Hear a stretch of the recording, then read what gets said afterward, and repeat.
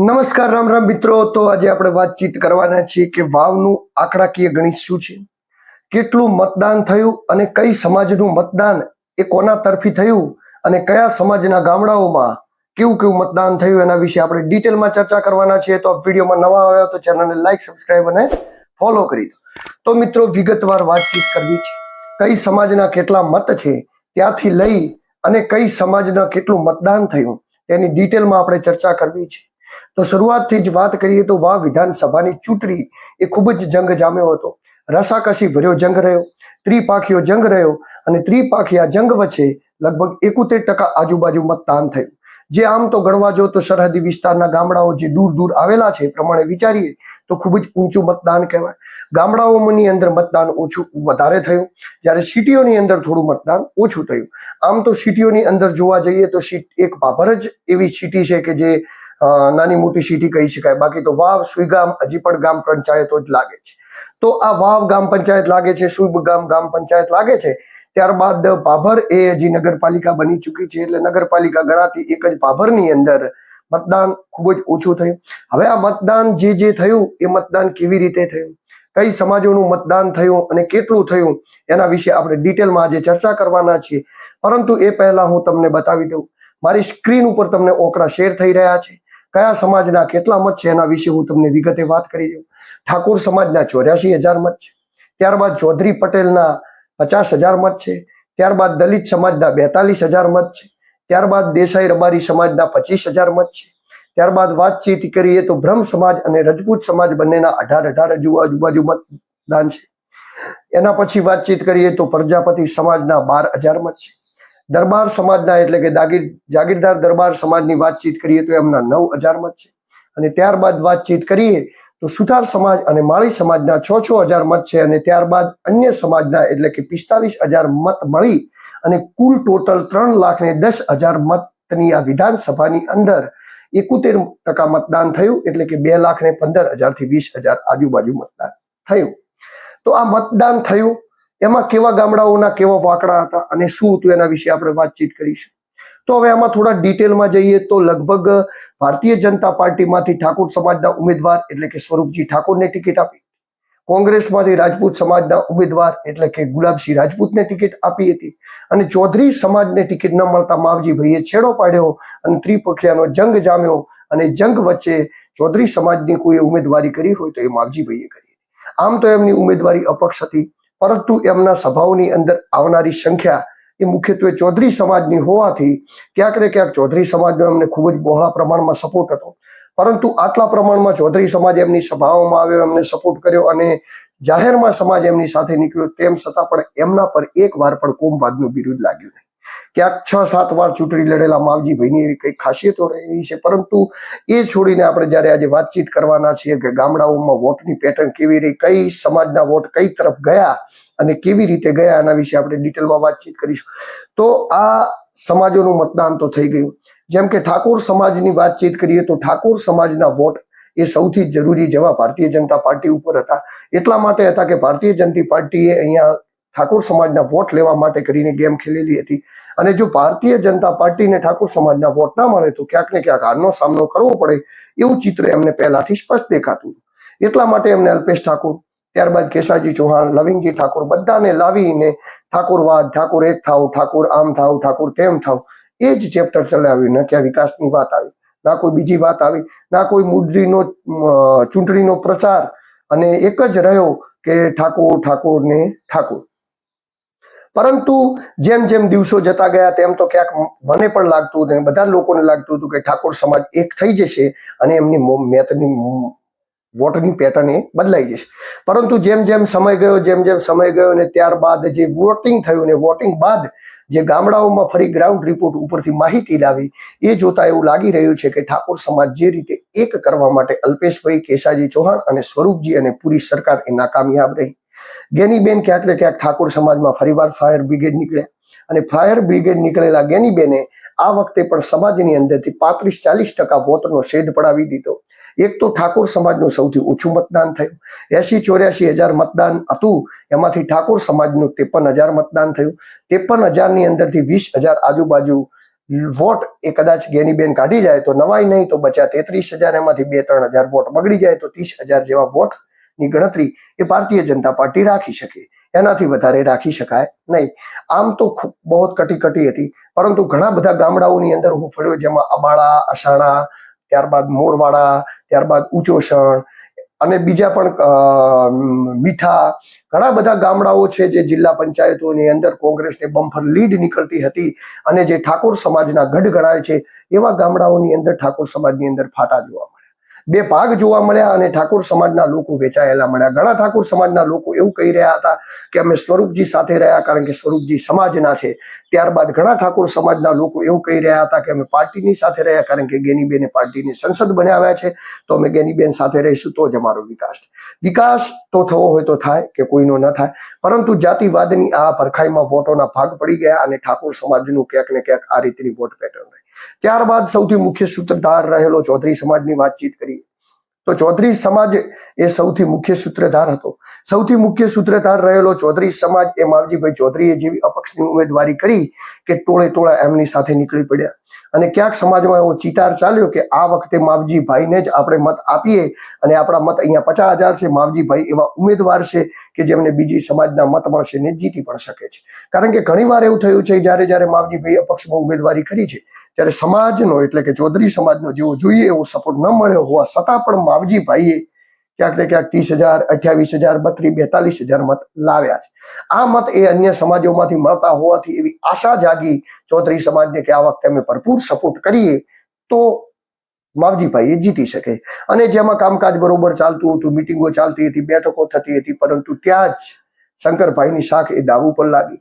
દાવ ઉપર એ લાગી કે જો શંકરભાઈ ચૌધરી એ ચૌધરી સમાજના મત ના લઈ શકે, શક્તિ પ્રદર્શન ન કરી શકે, શક્તિ પ્રદર્શન કરી અને જો સંખ્યા ન બતાવી શકે તો શંકરભાઈ ચૌધરી અને પરબતભાઈ ચૌધરી અને ત્યારબાદ ભારતીય જનતા પાર્ટીના બધા જ ચૌધરી સમાજના આગેવાનોનો દાવ પર લાગેલી શાખનો કોઈ જવાબ ન હોવાથી એમને એક શક્તિ પ્રદર્શન કર્યું. શક્તિ પ્રદર્શનની અંદર માણસો તો આવ્યા, પરંતુ એ ક્યાંક ને ક્યાંક એવું કહી રહ્યા હતા કે અમે આવ્યા તો છીએ, શંકરભાઈએ બોલાવ્યા છીએ એટલે આવ્યા છીએ, પણ આ વખતે અમે સમાજની સાથે. પરંતુ તેમ છતાં પણ શંકરભાઈએ જે કર્યું સંમેલનને, જે રીતે વાતચીતો કરી કે ભાઈ આપણો વિકાસ કર્યો છે, આ કર્યો છે, અને સમાજની અંદર જે બે ફાટા પડાવવાનું જે કામ ત્યાંથી ચાલુ થયું એ કામની અંદર લગભગ એવું થોડા ઘણા સક્સેસ રહ્યા અને લગભગ 8,000 થી 9,000 વોટ બાજુ તેઓ વોટ સ્વિંગ કરી ગયા. અને એટલા વોટ સ્વિંગ કર્યા બાદ બીજા જે 30-32,000 વોટ વધ્યા એ ક્યાંક ને ક્યાંક માવજીભાઈમાં ગયા. એટલે કે ચૌધરી સમાજના 70% વોટ એ માવજીભાઈ અજગરની જેમ ગળી ગયા.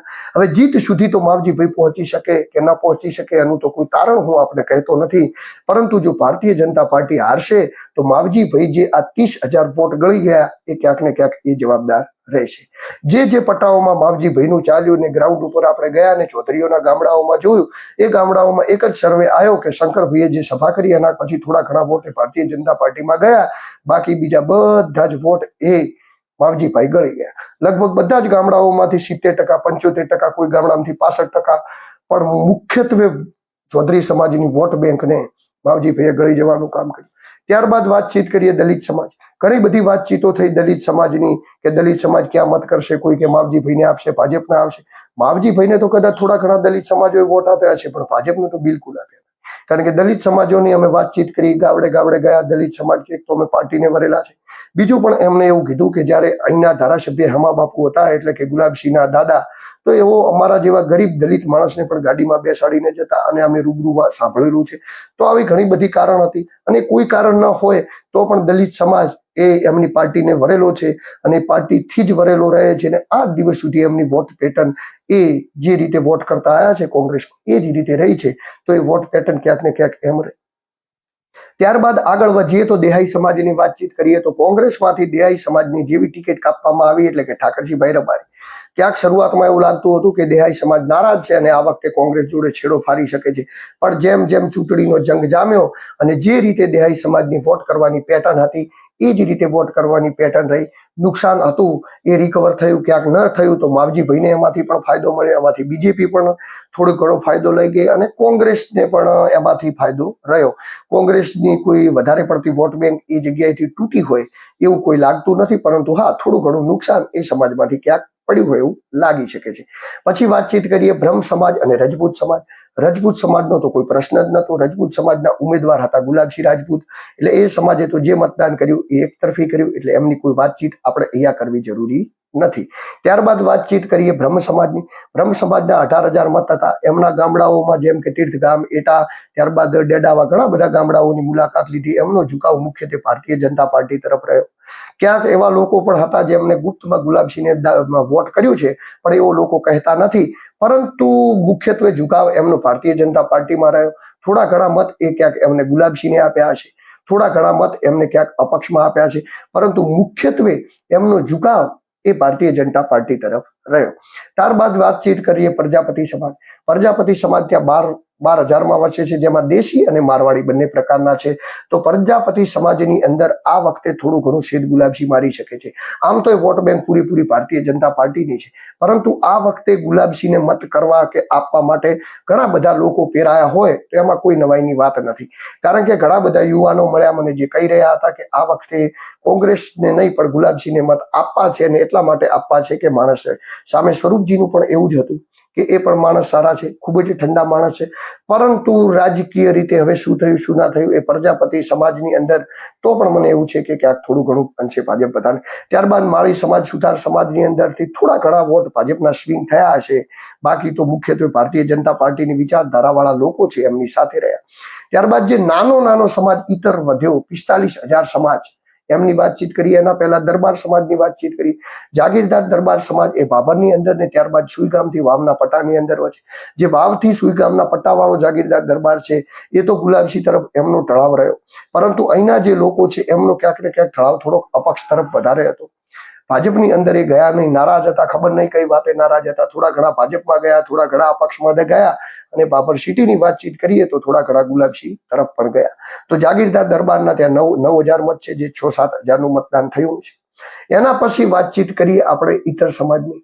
તો ઈતર સમાજના ત્યાં 45,000 મત બચ્યા. હવે ઈતર સમાજની અંદર બધી જ નાની સમાજો આવી જાય છે, જેમાં ગઢવી પણ આવી જાય છે, જેમાં દેવી પૂજક પણ આવી જાય છે, જેમાં ઘણા બધા નાના સમાજોને મળીને જે ઈતર કાસ્ટ થાય છે. આ ઈતર કાસ્ટ એ પરિણામ નક્કી કરવાની છે. આ ઈતર કાસ્ટના મત એ પરિણામ નક્કી કરવાના છે, અને ઈતર કાસ્ટનો ઢોળાવ આ વખતે કઈ બાજુ હતો એ પણ જોવાનું રહ્યું. અને એ જે ઢોળાવ હતો એમના જે ગામડાઓ હતા એમાં ક્યાંક ને ક્યાંક આ વખતે થોડો ઘણો ઢોળાવ એ ભારતીય જનતા પાર્ટી કરતા કોંગ્રેસ તરફ વધારે હોય એવું મને લાગી રહ્યું હતું. કારણ કે જ્યારે એમના જોડે વાતચીત કરી ત્યારે એ લોકો એવું કહી રહ્યા હતા કે ગુલાબસિંહ સારા માણસ છે અને આમ છે તેમ છે. ઘણી બધી વાતચીતો ગ્રાઉન્ડ લેવલ ઉપર આવી. ભારતીય જનતા પાર્ટીએ ખૂબ જ મજબૂતાઈથી ટક્કર આપી, પરંતુ ભારતીય જનતા પાર્ટીની ટક્કર એ ક્યાંક ઢીલી એટલે પડી ગઈ કે માવજીભાઈએ જે બેટ વડે આગળ આવીને સિક્સો મારવાની કોશિશ ચાલુ કરી દીધું, એનાથી ભારતીય જનતા પાર્ટી એ મુખ્ય સૂત્રધારમાં બીજેપી સાથે લડતી હોય, મુખ્ય સૂત્રધારમાં બીજેપી તરીકે લડતી ભારતીય જનતા પાર્ટી માવજીભાઈની સામે આવી ગઈ. Bowling batting Bharatiya Janata party અને માવજીભાઈ વચ્ચે રહ્યો પક્ષમાં. કોંગ્રેસે ફિલ્ડિંગ ભરીને આરામથી કેચો પકડી, એટલે કે મોકળું મેદાન મળી ગયું કોંગ્રેસને ફરવા માટે. એટલે જ તો આ ચૂંટણી રસપ્રદ અને ત્રિપક્ષીય જંગમાં રહી. આ વખતે ભાજપના કોઈ પણ નેતાઓએ કોંગ્રેસ ઉપર મારો કરવાનો ટાઈમ ન મળ્યો. કોંગ્રેસને ભાજપના નેતાઓ ઉપર મારો ના કરો. ભાજપને સંભાળી લેવા માટે કે પાટીલ સાહેબ ઉપર એકદમ ડાયરેક્ટ જ સીઆર પાટીલ ઉપર સીધો મારો કરનાર માવજીભાઈ પાટીલનો પાવર ઉતારી દે જાતે સીધી બેટિંગ બોલિંગ એ ભાજપ અને અપક્ષ પક્ષે રહી. આનો ફાયદો ક્યાંક ને ક્યાંક કોંગ્રેસને મળ્યો, અને કોંગ્રેસ ગ્રાઉન્ડ ઉપર કામ કરતું ગયું, સાયલેન્ટલી કામ કરતું ગયું. આમ ચૂંટણી રચાઈ. આવનારા દિવસોની અંદર આપણે દરેક ગામના ઓકડા લઈશું. ઓકડાની માહિતીના આધારે કોણ વિજયી બનશે, કોણ નહીં બને, એનો સચોટ એક્ઝિટ પોલ હું કરવાનો છું, અને એ માહિતી આપણને મારી ચેનલના માધ્યમથી હું આપવાનો છું, અને એ પણ આપીશ કે કેટલા વોટે કોણ વિજયી બનશે. તો નમસ્કાર મિત્રો, મારા વિડીયો જોતા રહેજો, મારી ચેનલમાં બનાવેલા રહેજો.